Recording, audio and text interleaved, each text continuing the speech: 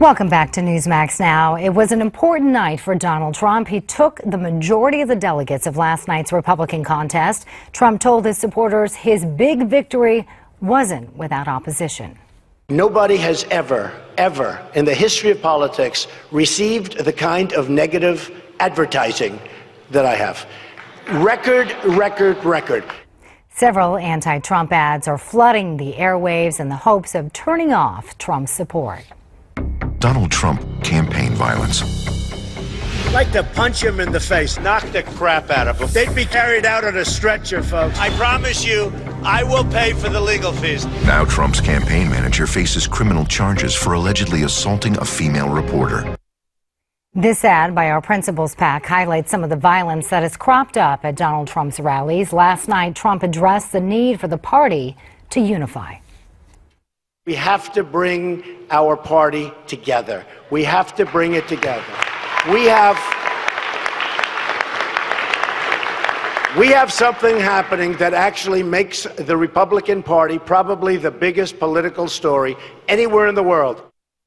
Little seems to be left standing in the way of Trump's nomination. Senator Cruz wants Governor Kasich to bow out to make it a two-man race. But no matter the opposition, Trump supporters soldier on.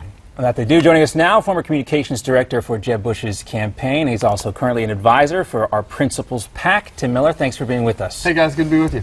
All right, so a lot of money spent on the airwaves in Florida and Ohio against Donald Trump. Can you tell us exactly how much you guys spent to try and take him down? Sure. Well, we spent about $3.5 million in Florida and then $1 million in Ohio, Missouri, and Illinois. So, obviously was successful in Ohio with Kasich winning a pretty big victory over Donald Trump there, 66 delegates. And if you look at Missouri, there was basically a split. It's a proportional delegate state. In the exit polls, head-to-head, Ted Cruz beat Trump. In the end, I think the night Trump had a very slight advantage over him. So, while Trump, you have to recognize, did have a good night last night, there's still, very clearly a path to having one of the other candidates, Cruz or Kasich, getting past him in the delegate count. Now, you worked for Bush's campaign. You also worked for Senator McCain. What appears to be working and what's not working?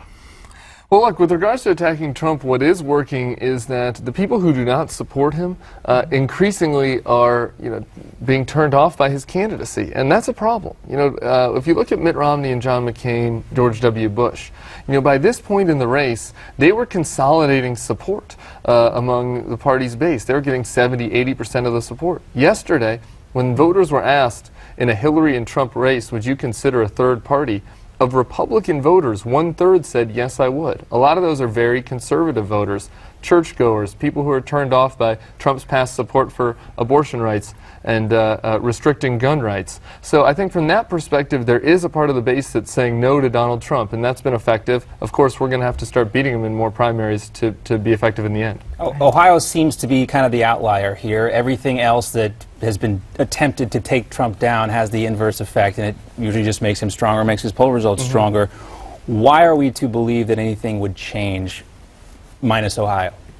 Well, sure. Look, I think that, as I said, increasingly you're seeing his negative ratings, even within the Republican Party, go up as people learn more and more about him. I think, frankly, the protests over the weekend, probably helped Donald Trump in the race yesterday because it created, it created more attention on him, and what it did was allow him to be seen as kind of a fighter against these liberal protesters. So, I think that is probably not a winning issue. But going forward, if you look at the Iowa caucus, you look at states where there's a conservative electorate, Donald Trump has struggled there as people have learned about his past support for Hillary Clinton, his past support for liberal policy issues. You could say the same thing about places like Alabama and Georgia and elsewhere, South Carolina, where Donald Trump dominated. A lot of conservative voters in those places too. Sure. Well, and where he has actually done well in those places is with kind of more independent, soft Republican voters than with your evangelical voters. So look, as we move forward into states like, you look to the next 4 weeks, there are 3 contests: Utah, Arizona, Wisconsin. I think 2 of those 3, Utah and Wisconsin, are going to be very tough for Donald Trump. So if he only wins one state over the course of the next month, this kind of sense of inevitability that you feel this morning, might start to look different as we get closer to the May and June primaries. Tim, we were talking about attack ads. An ad that's getting a lot of attention comes from Our Principles PAC, which you join. It features women facing the camera and delivering real Donald Trump quotes. So I want our audience to get a little bit of a taste of this.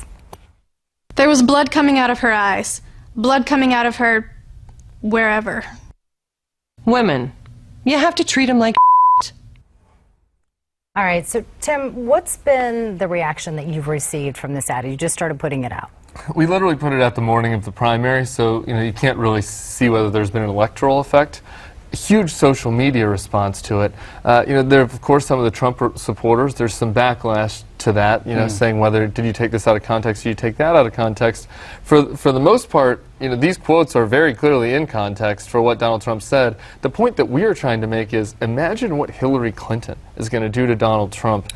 We cannot have a nominee that said, you have to treat women like a word you have to bleep out. You can't win the general election. 53% of voters are women. It's going to be a major turnoff, and his numbers right now with women in the general election are far worse than what Mitt Romney's was. We need a nominee that can improve upon Mitt Romney. And Romney had binders full of women, if you remember that. Exactly. Well, and binders full of women is looking like a pretty mild gaffe compared to some of the things in that ad. I know, Tim, it's the uphill battle you guys are fighting. No A lot of those things you just talked about have been mentioned in the past. Fight your former boss, Jeb Bush. Don't know if things are changing, but time will tell. Good luck out there. We're going to fight for it. Good to see you. Thanks. More coming up here on Newsmax Now. Ted Cruz is a blank. You fill in the blank after this.